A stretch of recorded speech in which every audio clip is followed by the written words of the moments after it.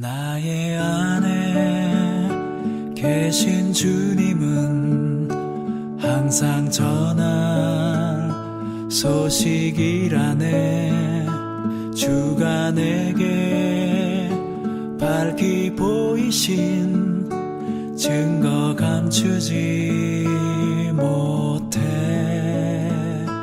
나의 안에 계신 주님은 항상 찬송. 다 같이 기도하겠습니다. 각자의 개성과 생각, 자유와 유행대로 믿지 않고 하나님의 뜻과 말씀대로 믿기를 원합니다. 우리가 만들어낸 믿음이 아니라 하나님께서 주시는 참 믿음대로 신앙생활하기를 원하오니 우리의 믿음을 주님의 믿음으로 이끌어 주시옵소서. 세상 가운데 넘치는 전쟁을 그치게 하시고 코로나 변이가 재유행하지 않도록 하나님께서 안전하게 이 나라와 민족들을 지켜주시기를 원합니다. 공정한 사회가 되기를 원합니다. 하나님의 통치를 구합니다. 약자의 이익을 뺏지 않는 사회가 되게 하시고 시기와 질투, 비난과 정죄로 분열되는 세상 되지 않게 구원하여 주시옵소서. 성도들에게 용서와 구원과 영생의 은혜로 말미암는 넉넉한 마음을 주셔서 사랑으로 세상을 섬기고 세상을 치유하는 믿음의 삶 살아갈 수 있도록 인도하여 주시기를 원합니다. 이 나라의 정치, 경제, 외교, 안보의 문제를 주님 손에 올려드립니다. 이끌어 주시옵소서. 일자리 문제가 해결되고 소득의 어려움이 해결될 수 있기를 원합니다. 특별히 연약한 가정에 풍성한 복을 허락하여 주시옵소서. 믿음의 사람으로 세상을 살아갈 때 시험이 없는 안전지대만 골라서 살지 않고 시험을 돌파하고 이겨내는 담대함으로 살아갈 수 있도록 용기 주시기를 원합니다. 그리하여 성장과 성숙의 수고를 통하여 하나님을 닮아 나아갈 수 있도록 인도하여 주시옵소서. 믿음의 가정을 일으키시고 복음으로 부흥하는 다음 세대를 준비시켜 주시옵소서. 여전히 제사장 한국이 되어 하나님의 사명을 이어받아 주께 영광을 돌릴 수 있는 또 다른 세대를 하나님께서 회복시켜 주시기를 원합니다. 모든 교회의 공동체와 성도들에게 성령의 능력으로 부흥의 때를 준비할 수 있도록 하나님의 피 묻은 보혈의 손으로 안수하여 주셔서 성령의 능력으로 되살아나게 하시고 능력 있게 하여 주시옵소서. 영과 진리로 주님을 예배합니다. 삶이 예배가 되기를 원합니다. 예수님의 이름으로 기도드립니다. 아멘. 주님 생각하일세.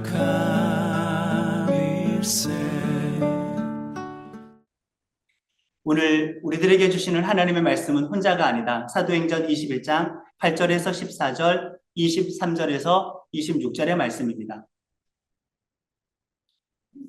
한 절씩 교독하고 마지막 절 함께 봉독합니다. 이튿날 우리는 그곳을 떠나서 가이사랴에 이르렀다. 7사람 가운데 한 사람인 전도자 빌립의 집에 들어가서 그와 함께 머물게 되었다. 이 사람에게는 예언을 하는 처녀딸이 넷 있었다. 우리가 여러 날 머물러 있는 동안에 아거버라고 하는 예언자가 유대에서 내려와 우리에게 와서 바울의 허리띠를 가져다가 자기의 손과 발을 묶어서 말하였다. 유대 사람들이 예루살렘에서 이 허리띠 임자를 이와 같이 묶어서 이방 사람의 손에 넘겨줄 것이라고 성령이 말씀하십니다. 이 말을 듣고 그곳 사람들과 함께 우리는 바울에게 예루살렘으로 올라가지 말라고 간곡히 만류하였다. 그때 바울이 대답하였다. 왜들 이렇게 울면서 내 마음을 아프게 하십니까? 나는 주 예수의 이름을 위하여 예루살렘에서 결박을 당할 것뿐만 아니라 죽을 것까지도 각오하고 있습니다. 바울이 우리의 만류를 받아들이지 않으므로 우리는 주님의 뜻이 이루어지기를 빕니다 하고는 더 말하지 않았다. 그러므로 당신은 우리가 말하는 대로 하십시오. 우리 가운데서 하나님 앞에 스스로 맹세한 사람이 넷 있습니다. 이 사람들을 데리고 가서 함께 정결 예식을 행하고 그들이 머리를 깎게 하고 그 비용을 대십시오. 그러면 사람들은 모두 당신의 소문이 전혀 사실이 아니며 도리어 당신이 율법을 지키며 바로 살아가고 있다는 것을 알게 될 것입니다. 신도가 된 이방 사람들에게는 우상의 제물과 피와 목매어 죽이는 것을 음행을 삼가야 한다는 것을 우리가 결정해서 써보냈습니다. 함께합니다. 그래서 바울은 그 다음날 그 네 사람을 데리고 가서 함께 정결 예식을 한 뒤에 성전으로 들어갔다. 그리고 정결 기한이 차는 날짜와 각 사람을 위해서 예물을 바칠 날짜를 신고하였다. 아멘. 지나온 삶에 대해서 지금 현재 끝도 없는 위로와 보상을 바라고 있는 사람 없으십니까? 지난 삶 때문에 현재 끝도 없는 불평과 분노를 표현하고 살아가는 사람은 없으십니까? 그런 사람은 되지 않았습니까? 또 그렇게 하는 것이 당연하다고 생각하고 있지는 않으십니까? 지난 삶 때문에 지금 현재 세상과 삶과 인간에 대해서 불신하고 사랑이 식어져 버린 것은 아닙니까? 세상과 삶과 인간에 대해서 아니면은 경계심과 두려움을 갖고 살아가고 있지는 않으십니까? 자신을 항상 피해자라고만 생각하고 그렇게 살아오지는 않으셨습니까? 왜 이런 결론을 내고 과거 문제 때문에 현재를 그렇게 살아가고 있을까요? 혹시 자신이 혼자였다고, 버려졌었다고, 아무런 보호와 돌봄을 받지 못했다고 그렇게 생각하고 있지는 않으십니까? 제가 우리 지체들에게 언젠가 말씀드렸던 적이 있습니다. 어머니가 저를 가졌을 때 외가댁 어른들이 그 결혼을 반대해서 저희 어머니를 데리고 외할머니가 병원에 가서 아이를 지우려고 했던 적이 있었습니다. 그때 어머니가 화장실 간다고 해서 그 길로 병원을 도망쳐서 시외버스를 타고 부산으로 가셨죠. 그 결과가 현재 이렇게 지금이 되어 있는데 저는 이 이야기를 제 40이 넘어서나 듣게 되었습니다. 그 이야기를 들었을 때 제 마음속에 여러 가지 묶여 있었던 어떤 그 매듭 중에서 한 가지가 풀려지는 자유함을 맛보았습니다. 많은 사람들은 자기 자신의 존재에 대한 거절감을 극복하지 못하여 지금 현재 큰 자유함을 누리지 못하고 살아가고 있습니다. 나라는 존재가 받아들여지지 않고 거절당했다라는 그 기억을 씻지 못하면, 지우지 못하면 그 사람에게 자유는 없습니다. 여전히 속박된 상태로 살아가는 겁니다. 그 이야기를 들었을 때 제 마음속에 감동할 수 있었던 이유는 그때 하나님께서 나를 보고 계셨구나라는 이 믿음이 생겼던 것. 그때 내가 혼자가 아니었었구나라는 이 깨달음. 하나님께서 나의 인생과 생명을 붙잡고 계셨구나라는 이 확신 때문에 정말 마음에 큰 자유함과 감동이 있었습니다. 나는 전혀 대접받지 못한 인생이 아니었고 아무런 보호를 받지 못하고 살아왔던 것이 아니었구나. 처음부터 그냥 나는 하나님께서 아시는 존재가 되었구나. 너무나 큰 위로가 되었습니다. 지금 바울은 위험한 길을 가고 있습니다. 죽을지도 모르는 예루살렘 여정에 한참 가까워지고 있는 중입니다. 지금 바울은 그러면은 어떤 성령이 충만했기 때문에 강한 믿음을 소유하고 있기 때문에 그 사명감에 불타서 그 정의감에 불타서 오로지 그 혼자 고독한 길을 걸어가고 있다고 생각하고 있지는 않으십니까? 바울은 밀레드 해변에서 에베소의 장로들과 눈물의 작별을 하고 그 길로 배를 타고 일행과 함께 지중해를 건너서 팔레스타인 땅 북쪽에 있는 해안가 도시 두로에 도착하게 되었습니다. 그곳에서 일주일간 머물렀는데 그 두로에도 예수를 믿는 일부의 제자들이 있었는데 그들이 바울을 맞이하여 주었습니다. 처음에는 예루살렘으로 가면 위험하다라는 이 사인, 이 신호를 바울이 받았던 겁니다. 성령의 감동으로, 성령의 어떤 계시로 바울 혼자만 받았었는데 두로에서 만난 제자들이 이제는 타인이 성령의 감동을 받아서 바울이 예루살렘으로 가는 것이 위험하다고 알려주는 것입니다. 4절의 말씀을 함께 합니다. 그런데 그들은 성령의 지시를 받아서 바울에게 예루살렘에 올라가지 말라고 간곡히 말하였다. 이젠 보세요. 다른 사람이 성령의 감동을 받아서 바울이 그곳으로 간다면 위험하다는 것을 직접적으로 알려주고 있습니다. 당연히 이 말은 바울뿐만 아니라 바울의 일행도 함께 들었습니다. 이 성령의 위험 경고에 대한 해석은 달랐죠. 바울은 그럼에도 불구하고 가는 것이 하나님의 뜻이라고 해석을 해서 가고 있는 중이고 두로의 제자들은 위험하니까 가지 않는 것이 성령님의 뜻이라고 해석을 하여서 지금 알려주고 있습니다. 그런데도 불구하고 바울은 가야겠다고 그들을 설득하고 이제 또다시 두로에서도 그 해변가에서도 이제 이들과 이별을 하고 있습니다. 그 두로의 제자들은 자기의 처자식들까지 데리고 나와서 그 해변가에서 바울과 함께 무릎을 꿇고 기도를 하면서 눈물의 배웅을 해주는 겁니다. 에베소 장로들에 이어서 두 번째이죠. 기도하면서 배웅하는 것. 이별하는 바울에 대한 정말 최대한의 배웅과 그런 예의가 아닙니까? 제자들이 자기의 가족들까지 불러왔습니다. 아이들까지도. 바울이 얼마나 큰 감동과 위로를 받았을까. 5절과 6절의 말씀을 함께 합니다.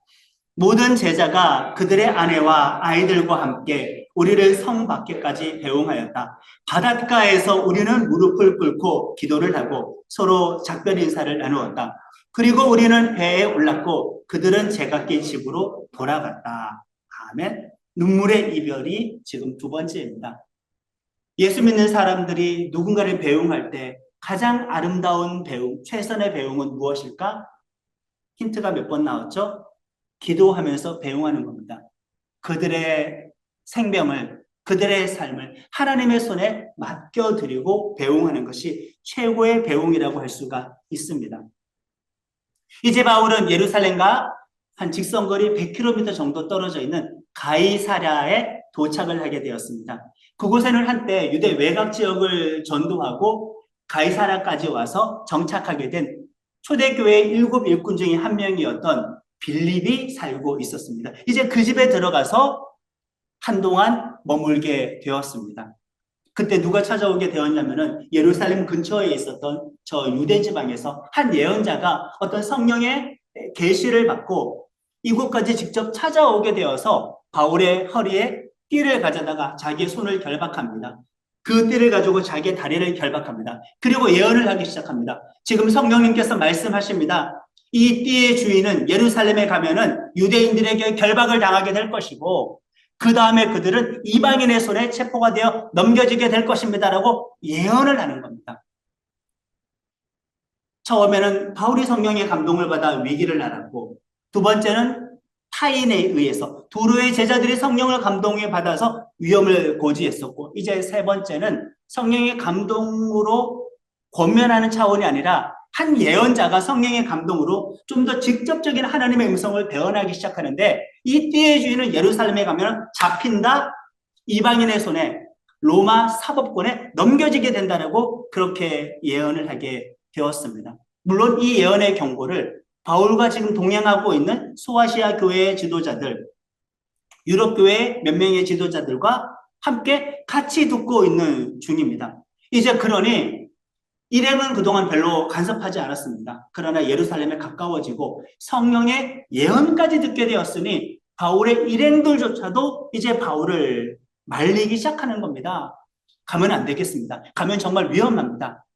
만나는 제자들마다 말리고 있죠. 이제는 성령의 경고를 드렸던 바울의 동행자들, 누가도 있었을 것이고 실라도 있었을 것이고 디모데도 있었을 것입니다. 그 외에 이름이 기록되지는 않았지만 여러 제자들이 있었을 텐데 그들조차도 지금 바울을 말리고 있습니다. 그냥 말렸겠습니까? 울면서 말리는 겁니다. 13절과 14절의 말씀을 함께합니다. 그때 바울이 대답하였다. 왜들 이렇게 울면서 내 마음을 아프게 하십니까? 나는 주 예수의 이름을 위하여 예루살렘에서 결박을 당할 것뿐만 아니라 죽을 것까지도 각오하고 있습니다. 바울이 우리의 만류를 받아들이지 않으므로 우리는 주님의 뜻이 이루어지기를 빕니다 하고는 더 말하지 않았다. 이렇게 말하고서 바울은 드디어 예루살렘에 도착을 하게 되었습니다. 그럴 때 가이사라에 있는 일부의 제자들까지도 바울의 일행에 합류를 해서 예루살렘까지 동행을 하게 됩니다. 일단 예루살렘에 가면은 며칠 동안 머물러야 되는데 거처할 집이 필요하지 않겠습니까? 가이사라의 제자 중 한 나손이라는 사람은 예루살렘에 자기 집을 가지고 있었습니다. 그 집에 바울을 모시고 싶어서 바울의 일행에 합류를 해서 예루살렘까지 오게 되었습니다. 이렇게 보면은 동행하는 일행들이 정말 많습니다. 자꾸 추가되는 인원도 있습니다. 가는 곳마다 마중 나와주고 이별할 때마다 배웅을 해줍니다. 눈물과 기도로 이별해주고 기쁨으로 그들을 환대해주고 있어야 될 거처를 예배해주는 일련의 제자들과 믿음의 성도들이 많이 있었습니다.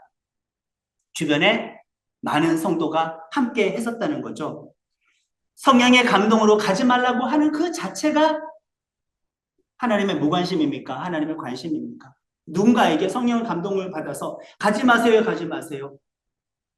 그 자체가 바울에 주는 귀한 격려입니다. 가라고 하는 말도, 가지 말라고 하는 말도, 울어주는 말도, 말려주는 말도, 등 떠미는 것도, 설득해주는 것도, 함께하는 것도, 이별해주는 것도, 눈물 흘려주는 것도, 기도해주는 것도, 어떻게 보면 바울은 지금 정말 많은 사람들의 관심 가운데에서 이 길을 가고 있으니 결코 혼자 외로운 그 길을 가는 것은 아닙니다. 사랑으로 공감하고 있는 거죠. 바울은 결코 고독한 비극의 주인공이 된 것은 아닙니다. 오히려 울면서 말려도 그 자체가 혼자가 아닌 위로라는 것 때문에 더 큰 힘을 얻고 오히려 더 담대하게 이 길을 계속 갈 수 있게 될 것입니다.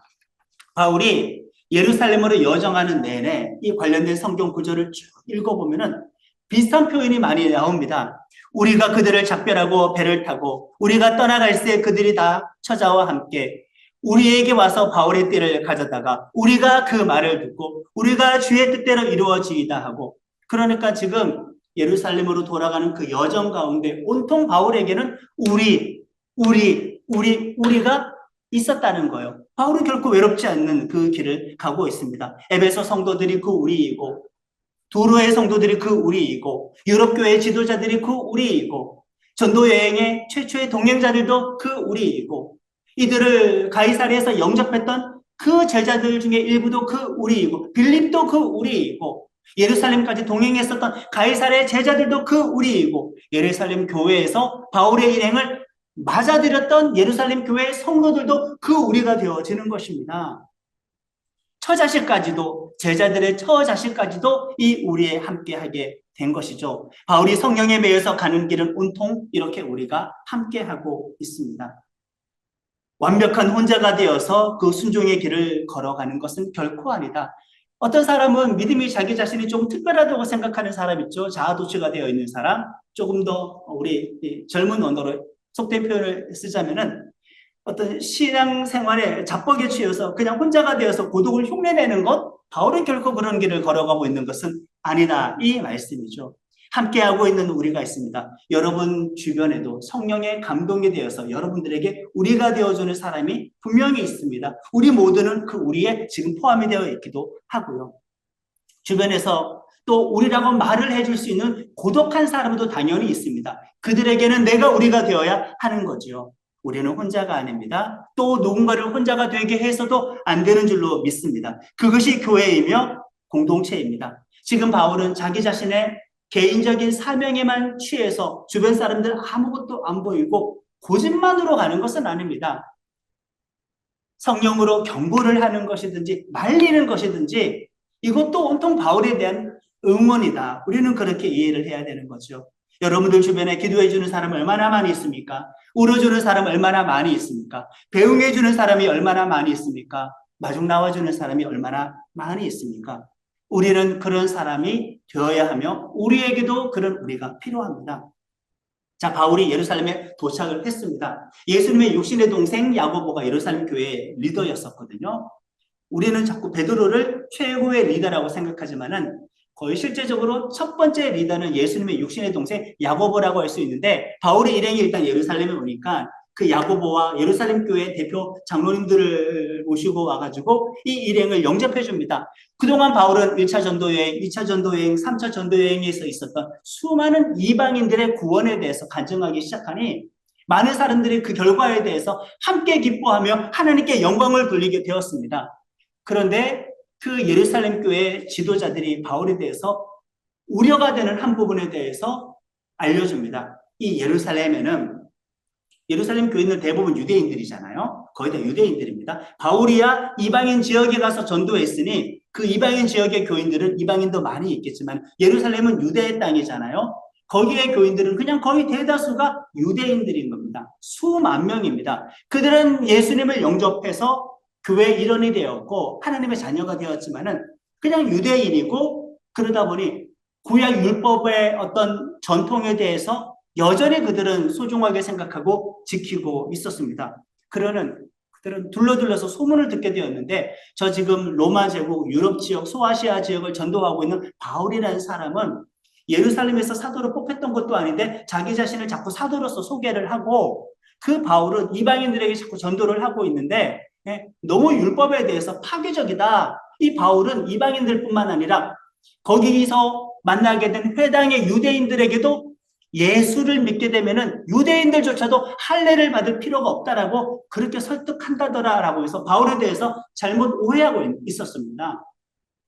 그 예루살렘의 사내들은 공의회에 유대교 종교 지도자들만 바울을 죽이듯이 싫어하는 것이 아니라 같은 믿음의 동료들 가운데에서도 그 유대인들 수만 명이 바울에 대해서 좋지 않게 생각했습니다. 저 바울은 유대인들 할례 받으면 안 된다고 퍼뜨리고 다녔어. 저 바울은 율법의 파괴자야. 율법 폐기론자야. 율법 반대자야.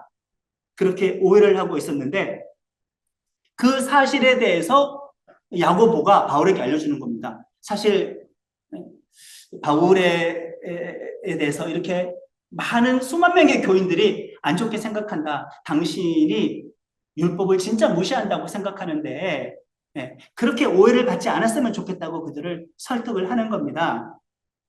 21절과 22절 함께 합니다. 모든 유대 사람에게 할례도 주지 말고 유대 사람의 풍속도 지키지 말라고 하면서 모세를 배척하라고 가르친다는 것입니다. 그러니 어떻게 하면 좋겠습니까? 그들은 틀림없이 당신이 왔다는 소식을 들을 것입니다. 아멘. 우리들이 예수를 믿어도 우리는 설날 지내고 추석 지내잖아요. 우리가 예수를 믿어도 고개를 숙여서 절하잖아요. 우리가 예수를 믿어도 존댓말이라는 게 있잖아요. 그러나 외국의 사람들은 존댓말은 없고 어른들에 대해서 부모에 대해서도 이름을 부르기도 하잖아요.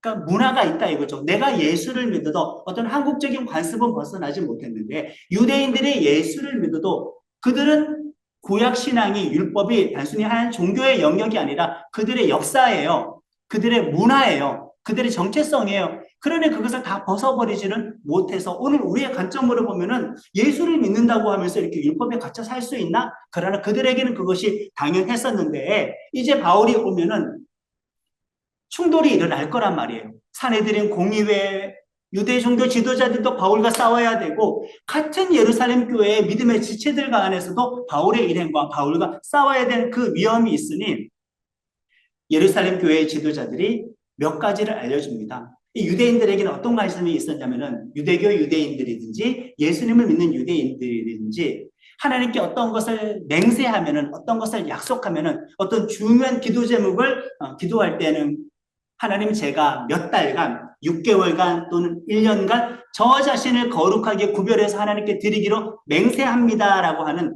나실인 서원을 합니다. 그런데 그 서원하는 기간 동안은 수염을 깎으면 안 됩니다. 머리를 이발해서도 안 됩니다. 이거는 유대인들도 지켰고 예수님을 믿는 유대인들도 그 서원을 아직까지도 계속 지키고 있습니다. 그리고 그 서원 기간이 끝났다. 그러면 어떻게 해야 되느냐? 예루살렘에 있는 그 헤롯의 성전에 가서 서원을 완수한 날 가서 일단 거기서 공개적으로 머리를 깎는 예식을 하는 겁니다. 머리를 깎은 다음에 이제 서원을 지켰다라는 의미에서 하나님 앞에 일정한 어떤 예물의 금액을 올리는 것으로 그 나실인 서원을 완료를 하는데 야고보가 제시를 하는 겁니다. 지금 때마침 우리 예루살렘 우리 성도들 가운데 4명이 서원을 했었는데 그 서원 기간이 만료가 되었으니까 이 4명을 바울 사도님 당신의 일행으로 빌려드리겠습니다. 일행으로 빌려드릴 테니까 이 4명을 성전에 데려가다가 그들을 거기서 공개적으로 머리 깎게 하십시오. 그들을 머리 깎인 다음에 서원을 완료했다고 그들을 대신하여서 일정한 비유를 성전에 드리십시오. 그러면 그 자리에 와 있었던 많은 유대인들이 당신을 보고 바울은 율법의 관습을 안 지키는 사람인 줄 알았는데 여전히 지키고 존중하는구나라고 그렇게 오해를 풀게 될 것입니다라고 이렇게 설득을 하는 겁니다. 자, 지체들 옛날에 바울이라고 했으면은 주작 방송 했겠습니까? 바울이 얼마나 소신이 있었던 사람입니까? 예루살렘 공의회에 와가지고 이방인 구원 문제 때문에 할례 문제 때문에 여러 가지 문제 때문에 싸우기도 했었잖아요. 거기서 물론 많은 양보를 하기도 했었지만은 우리가 분명히 알고 있는 선교 여행 초창기의 바울은 약간은 자기의 믿음, 자기의 깨달음이 옳다고 생각하면은 잘못된 신앙관에 대해서 타협할 생각 자체가 없었고 약간은 충돌하는 경향이 있었지만 지금 죽으러 오는 길이고 성령의 감동으로 여러 사람들의 위로와 격려와 동행 속에서 왔기 때문에 혼자가 아닌 상태입니다. 그러면은 혼자가 아니라면 그 말은 우리를 생각해야 되죠. 그 우리는 예루살렘 교회에 있는 교회 공동체도 생각해주는 우리가 되어야 하지 않겠습니까? 내 일행이 아닌데 내 일행처럼 그 네 사람을 받아다가 성전에 가서 머리를 깎였습니다. 그 일들을 치르는 겁니다. 26절의 말씀을 함께 합니다. 그래서 바울은 그 다음날 그 네 사람을 데리고 가서 함께 정결 예식을 한 뒤에 성전으로 들어갔다. 그리고 정결 기한을 차는 날짜와 각 사람을 위해서 예물 바칠 날짜를 신고하였다. 시키는 대로 했습니다. 자, 보세요. 만약에 바울이 나는 내일 그냥 소신대로 가는 거야. 내 사명대로 가는 거야. 나시린의 서원도 율법적인 거니까 필요가 없어. 이렇게 들이받았다면은 바울 하나를 놓고 사내들은 공의회는 더 공격적으로 나올 것이고, 아니 예루살렘 교회 공동체 같은 믿음의 지체들 가운데서도 바울을 놓고 싸움이 벌어지면은 그 교회와 예루살렘 교회 사도들이 얼마나 많이 곤란하겠습니까? 저는 지금 혼자가 아닌 것에 대해서 이야기를 하고 있습니다. 믿음은 우리이다. 우리라고 한다면은 혼자만 중요한 것이 아니라 우리를 생각해 줬어야죠. 배려를 했어야죠. 요즘도 그런 선교단체가 있는지 모르지만은, 물론 코로나 때문에 이제는 거의 외부로 선교활동 다니는 것이 많이 위축되기는 했지만은, 우리나라에는 교회도 있고 여러 선교단체들도 있습니다. 선교단체마다 색깔이 조금 다릅니다. 그 가운데 공격적인 선교를 지향하는 어떤 선교단체가 있습니다. 그냥 무슬림 지역에 가가지고 거리를 다니면서 공개적으로 복음을 전해버려요.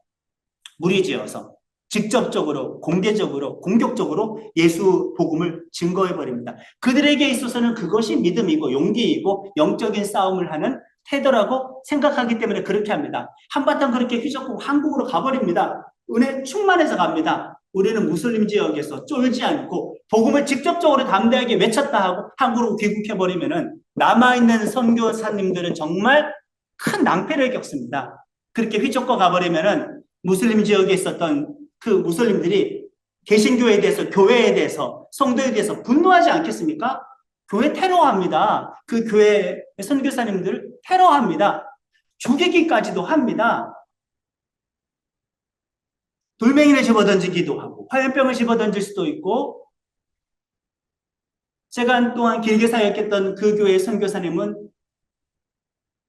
그분의 선교지에 협력했던 한 사역자가 총에 맞아서 사망하는 사건 또한 있었습니다. 그렇게 가버리면 남아있는 사람들은 어떡합니까? 바울이 무슨 상관이야? 나시리는 구약적인 거지, 율법인 거지. 내가 내 사람도 아닌데 사람까지 빌려가면서 우리 일행인 것처럼 속여서 율법을 지키는 것처럼 말 그대로 주작이지 않습니까? 근데 바울은 공동체를 위해서 그렇게 했다, 이것입니다. 또 바울이 이렇게 혼자가 아닌 것은 하나님도 한 번도 그를 떠난 적이 없었다라는 거죠. 여기까지 올 때 지금 바울은 몇 번 성령의 감동을 받았습니까? 본인은 기도할 때마다 수시로 느꼈을 것이고, 오는 여정이 가까워지면 가까워질수록 성령의 감동은 이제 바울을 벗어나서 바울 주변의 사람들에게 감동이 임했습니다. 그리고 감동은 강력해져서 나중에는 직접적인 예언의 감동까지 되었습니다. 계시의 말씀을 대언하는 상태까지 이르렀습니다. 그러니까 오는 내내 성령님께서 계속 경고하셨다라는 말은, 오는 중에 바울은 우리라는 사람 또한 있었지만은 하나님 또한 지금 바울을 떠나지 않고 계속 함께하고 있다라는 그 뜻이 되는 겁니다. 애초에 바울이 어떻게 예수님을 믿게 되었는지 돌이켜보면은, 바울은 예수님 믿는 사람 잡아다가 감옥에 가두고 고문하고 때로는 죽이기 위해서 다메섹으로 가다가 길에서 환상 가운데 예수님을 만나고 예수님 영접하고 이방인의 사도가 되지 않았습니까? 자, 바울은 처음부터 정적인 공간과 장소와 시간 속에서 예수님을 만났던 것이 아니라 길 위에서 예수님 만났습니다. 길이 주는 이미지는 과거입니까? 현재 진행형입니까? 정적입니까? 동적입니까? 길이 주는 이미지는 과거, 현재, 미래를 단절합니까? 과거, 현재, 미래를 쭉 연결하는 그런 의미입니까? 길은 현재의 의미를 더 주지 않습니까? 동적인 의미를 더 주지 않습니까? 단절의 의미보다 계속 이어져 가고 있는 그 의미를 주지 않습니까? 처음 바울이 예수님 만났던 그 자체가 길이었으니, 그리고 지금도 예루살렘으로 가는 것은 계속 무엇입니까? 길입니다, 길. 육로이든지 백길이든지 여정 가운데서 성령의 감동, 성령의 계시, 길에서 예수님을 만났는데 이곳까지 와서도 성령의 감동이 여정 가운데에서 반복적으로 나타나는 것을 보면은 애초에 그 처음부터 하나님은 바울을 떠난 적이 없었고 지금까지도 계속 함께하고 있다, 그 뜻이 되는 겁니다. 우리도 삶의 한 지점에서 예수님을 만났을 텐데 그 지점에 예수님을 놓고 온 것은 아닙니다. 지금 시대는 분명히 단절되었죠.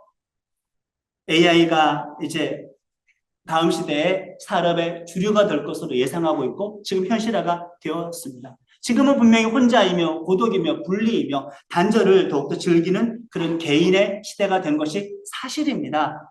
그러나 미디어, 스마트폰, AI, 문자, 비대면을 통하여서 오히려 많은 인간관계는 점점 비대면 관계로 대체가 되고 있는데 왜 그러면 그럴수록 사람들에게 정신적인 질환은 많아지게 될까?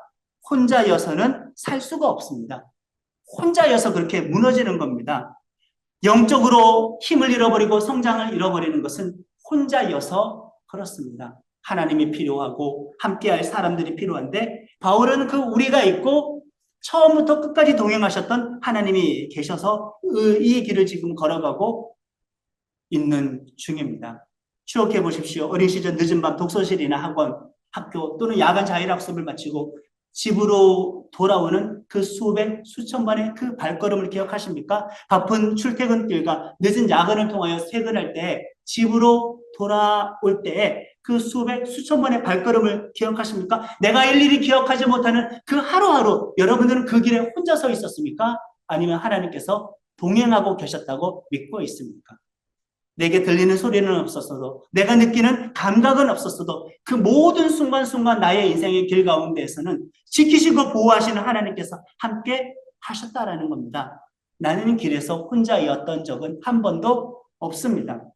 하나님은 나와 함께 하셨습니다. 외로운 영혼들에게 우리가 되어줄 수 있기를 예수님의 이름으로 축원합니다. 외로운 영혼들에게 하나님을 소개해 줄 수 있기를 예수님 이름으로 축원합니다.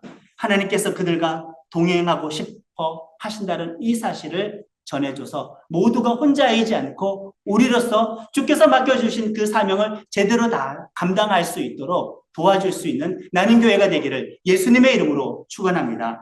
아멘.